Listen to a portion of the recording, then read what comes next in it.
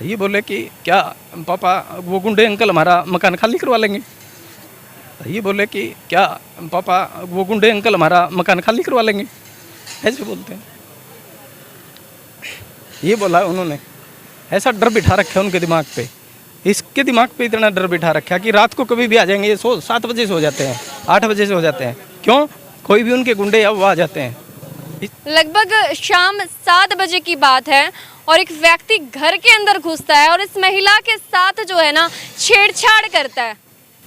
लेकिन वो छेड़छाड़ करता है, किस तरह की छेड़छाड़ इनके साथ की जाती है और वजह क्या रही है ये जानते हैं। किस तरह की छेड़छाड़ वो आपके साथ करता है? उसने मेरे हाथ पकड़ा, जबरदस्ती गेट में आया, तीन बंदे और थे उसके साथ, और फिर उसने मेरे हाथ पकड़े और 2 बंदे और थे साथ में, देख रहे थे वो, और मैं बच्चों को लेने के लिए जा रही थी तो उसने हाथ पकड़े और गालियां दी मेरे को और कहने लगा तू घर खाली कर दे, नहीं तो हमारे को आता है अच्छे से खाली करवाना। क्या वो व्यक्ति कभी पहले भी आया इस तरह की छेड़छाड़ की है उसने? हाँ, वो कई बार आ चुका है, पहले मेरे मायके भी जा चुका है वो।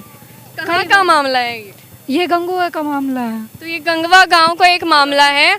और अगर मैं बात कर लूँ, क्या आपके बच्चे भी हैं? हाँ, 2 छोटी गुड़िया है मेरे, लगभग कितनी एक 6 साल की और एक 8 साल की है। 6 साल की उम्र है और 8 साल की उम्र है। क्या उनके सामने, बच्चों के सामने ही वो व्यक्ति आता है? हाँ, कई बार आता है वो, कई बार आया है वो। किसी तरह का नुकसान पहुंचाया गया? हाँ, वो गेट खोल के अंदर आता है, जबरदस्ती अंदर आता है, वो गालियाँ देता है और भी वो करता है, कई बार हाथ पकड़ लेता है, कई बार बाल खींच लेता है। सर एग्जैक्टली हुआ क्या था, पूरी घटना कैसे हुई? क्या हुआ कि इस आदमी से एक मकान है हमारा प्रॉपर्टी के एवज में, हमने 3 लाख रुपए ले लिए थे और वो पैसे हम उसको वापसी लौटा रहे हैं। लेकिन इसके दिमाग में क्या है, अब लालच आ गया कि हिसार में, आज़ाद नगर में प्रॉपर्टी के रेट काफ़ी बढ़ गए हैं। लालच उसका ये है कि मुझे पैसे नहीं चाहिए, मुझे तो ये मकान खाली करवाना है। इसके लिए पहले वो मेरे घर पे जाता है, घर पे दूसरी बार भी जाता है, फिर इनके घर पे, दयावंती जो घर पे रहती हैं, वाइफ है मेरी, ये चौथा मिल जाता है, वहाँ घर वालों को धमका के आता है। उसके बावजूद भी जब मकान खाली नहीं किया तो 4 मई को, कि 4 बार मैं आ चुका हूँ, 4 बार मैं धमका चुका हूँ, उसके बाद भी तुम मकान खाली नहीं कर रहे। उसके बाद इसके साथ बदतमीजी करता है, हाथ पकड़ता है, इसके गालियाँ देता है, डैड निकी और इस तरह की जाति सूचक गालियाँ देता है, उसको इस बात का पता है। और उस छेड़खानी करने के बाद हमने पुलिस में कंप्लेंट करी, उसके खिलाफ पर्चा दर्ज हो गया, FIR दर्ज हो चुकी है। क्या छेड़खानी के वक्त आप भी घर पर होते? ना, मैं उस टाइम घर पे नहीं था, मैं बाहर था उस टाइम। तो उसके बाद जो है, अभी लगभग 2-2.5 महीने से हम न्याय के लिए DSP साहब को गुहार लगा रहे हैं, बार बार मिल रहे हैं, सारे सबूत, सारी चीज़ें हम उनके सामने पेश कर रहे हैं।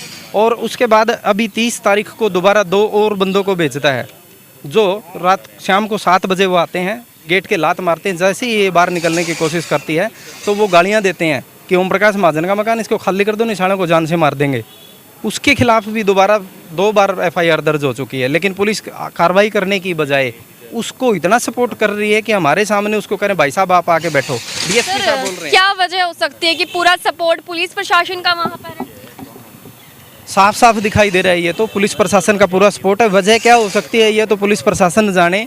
पॉलिटिकल प्रेशर हो सकता है, क्योंकि रणवीर गंगवा जी के पास वो 2 बार मेरे को भी लेके गया था, सिर्फ दिमाग में एक इमेज डालने के लिए कि मैं गंगवा परिवार से हूँ और गंगवा साहब की सिफारिश हो सकती है। उसने पैसे भी दिए हो सकते हैं, वो क्या है वो तो DSP साहब खुद जाने। ये दोनों ही बातें हो सकती हैं जिसकी वजह से वो आज उसको उतना सपोर्ट कर रहे हैं। मेरे सारे डॉक्यूमेंट देखने के बाद सबके सामने ये कहता है कि बंदा बोल रहा है, सबूत तो हैं इसके पास।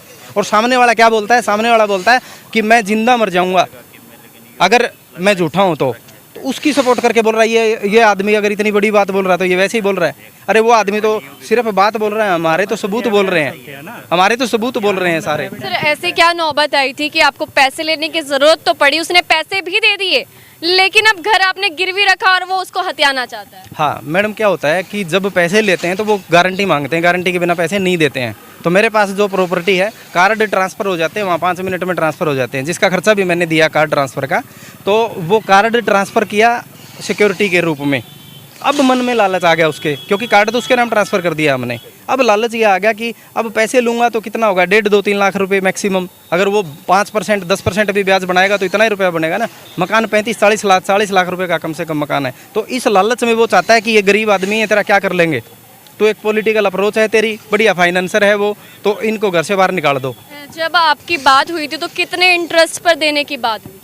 3% की बात शुरुआत में हमारे साथ हुई थी। परसेंट पे और हिसाब पे तो आज वो बात ही नहीं करता। वो ये नहीं कहता कि 3% थे मेरे इतने बनते हैं, वो तो कह रहा है मकान खाली करो। मकान मेरा है, खाली करो। क्या किसी तरह का प्रूफ उनके पास भी है कि वो मकान उनका है? कार्ड तो उन्हीं का नाम ट्रांसफ़र करवाया गया है, ओनरशिप का। तो जब पैसे लेते हैं तो कार्ड तो नाम ट्रांसफ़र होता ही है। उसके अलावा इस चीज़ का कोई सबूत नहीं है कि इसने इससे कम लिए हैं या ज़्यादा लिए हैं, क्योंकि हर चीज़ की चैट भी होती है। आपको पता है आजकल आईटी से जुड़े हुए लोग हैं, सारे मेल पे रिकॉर्ड होता है, व्हाट्सएप पे सारी चैट होती हैं, सबके स्क्रीनशॉट, सारे प्रूफ, एक दिन की रिकॉर्डिंग और चैट और सारी चीज़ें मेरे पास।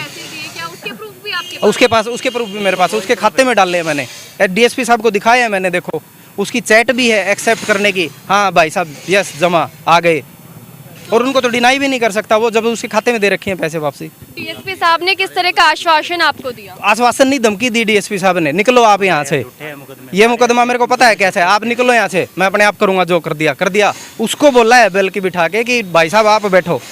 क्या सच में डीएसपी साहब ने ऐसी बात बोली? यस, डीएसपी साहब ने ऐसी बात बोली, और बल्कि मेरे साथ जो लोग गए थे, जब उन्होंने आवाज़ उठाई उनको वहाँ से बाहर निकाल दिया उन्होंने। किस तरह का रवैया था ये? बाहर निकलो यहाँ से, मेरे को पता है सारे मामलों का। अगर आपको ही पता है तो पब्लिक में जो क्राइम होते हैं तो वो तो पब्लिक के साथ होते हैं, आप तो यहाँ बैठ के देखते हैं। ये झूठे होते हैं मामले जितने भी होते हैं। मेरे साथ वालों को बाहर निकाल दिया उन्होंने। टोटली झूठे तो आपको क्या लगता है कोई उम्मीद नहीं बची? 1% भी उम्मीद नहीं है, 1% भी उम्मीद नहीं है। डिप्टी साहब तो ये कह रहे हैं कि ये जो एट्रोसिटी के जितने भी मुकदमे हैं ना, सारे ही झूठे हैं। वजह झूठे वजह तो वो बताएंगे, वजह तो वो बताएंगे ना, उनके मन में क्या है, उसकी मंशा क्या है। वो कहते हैं भी जितने भी एट्रोसिटी के मुकदमे हैं, ये जितने भी मुकदमे सारे ही झूठे हैं, मुझे पता है। अब डिप्टी साहब को पहले ही पता है तो मुकदमे क्यों दर्ज करते हैं जब झूठे हैं ही। तो इस तरह का रवैया जो है डीएसपी साहब का रहा, तो आपको क्या किसी तरह की उम्मीद रही है अब? मुझे नहीं लगता कि डिप्टी साहब इस पर कोई कार्रवाई करेंगे। जिस तरीके से उनका रवैया था, उनकी मेरे को लग रहा है प्रॉपर प्लानिंग है कि प्लानिंग के तहत उस मुकदमे को दर्ज किया तो है, लेकिन खारिज करेंगे, उसको बंद करेंगे, क्योंकि खुद पहले ही कह रहे हैं कि सारे मुकदमे ही झूठे हैं। जब वो खुद झूठे बता रहे हैं तो क्या उनसे उम्मीद रखें हम कि उस पर अच्छी वो कार्रवाई करेंगे? हमें नहीं लग रहा। आपको क्या लगता है कि क्या एक्शन जो है अगला आपका रहने वाला है? हमने आज रिक्वेस्ट की है डिप्टी साहब से, 1-2 दिन वेट करते हैं, अगर वो नहीं उस पर कुछ कर रहे हैं तो अगला हम करेंगे कि धरना प्रदर्शन हम करेंगे, जितना भी हो सकेगा हम इनका विरोध करेंगे, उच्च अधिकारियों से मिलेंगे, वो सब हम करेंगे कार्रवाई। क्या लगता है न्याय के रूप में क्या मिलना चाहिए? अगर हम डीएसपी साहब के लेवल पे बात करें यहाँ से, तो हमें कुछ नहीं उम्मीद है, कुछ भी हमें नहीं मिलेगा, ये कैंसिल ही होएगा मुकदमा। और आईजी साहब शायद इस मामले में कुछ कर दें, अगर नहीं होता तो फिर हम अनिल विज जी के पास पेश होंगे इस मामले में, अम्बाला जाकर। तो जब आप अनिल विज जी के पास पेश होंगे, उनके पास अपने न्याय की गुहार रखेंगे, तो उस न्याय की गुहार में क्या रखी जाएगी? यही है कि जी हमारे पास सारे डॉक्यूमेंट्स, आप डॉक्यूमेंट्स चेक करिए, और मतलब डीएसपी जो अशोक हैं, जो इसके इंक्वायरी हैं, उनको चेंज करिए, दूसरे इंक्वायरी ऑफिसर से जांच करवाइए। जी सर, शुक्रिया। आपके पास क्या वो डॉक्यूमेंट्स इस वक्त मौजूद सारे हैं मैडम मेरे पास। अगर आप फाइल देखोगे तो एक दिन की चैट, एक एफिडेविट, सारी चीज़ें जो है मेरे पास है। एफिडेविट किसके द्वारा बनाया गया? उसके द्वारा दिया गया एफिडेविट है कि मैं इसको पैसे दे रहा हूँ और पैसे के एवज में उसका मकान अपने नाम करवा रहा हूँ।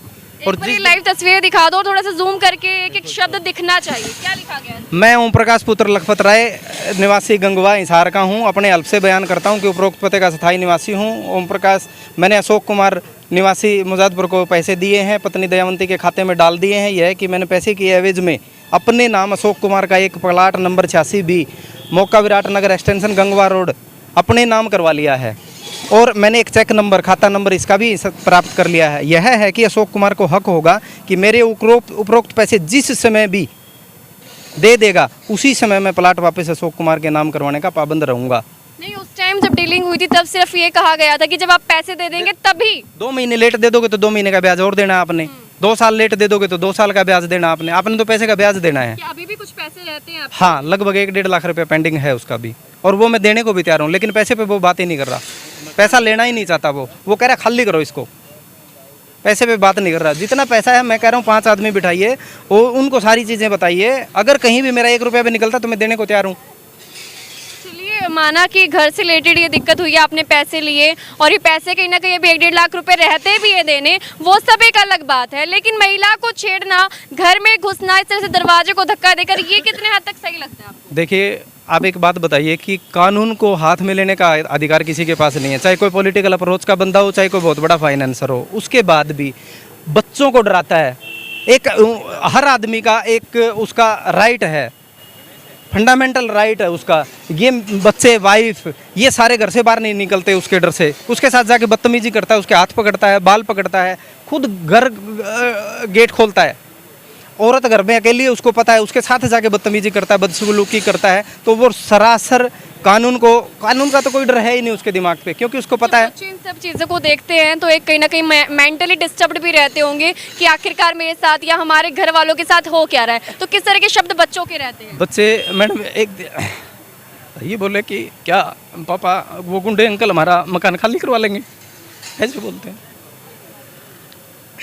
ये बोला उन्होंने, ऐसा डर बिठा रखा है उनके दिमाग पे।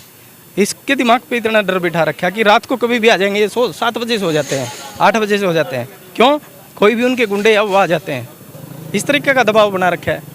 सारे फंडामेंटल राइट्स हैं उसके। कानून नाम की चीज़ ही नहीं है, कानून का डर ही नहीं है। सारे धाराओं में पर्चे दर्ज हो चुके हैं, उसके बाद भी पुलिस का कोई डर नहीं है।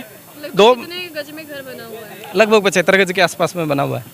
और ये कम से कम 40 से 50 लाख के बीच में तो पड़ता होगा। 40 लाख के आसपास की एवरेज है, 40 लाख के आसपास का। और आपने पैसे 3 लाख रुपए लिए। 3 लाख रुपए लिए हैं मैंने उससे। 40 लाख रुपए के पीछे इतना हंगामा हो रहा है। अब क्या चाहते हैं आप? मैं चाहता हूँ कि अगर इस चीज़ को, जांच को एज इट इज़ फिनिश करके, मेरा अगर कुछ बनता है तो मैं देनदार हूँ, मेरा मकान मेरे को वापसी दिलवाया जाए।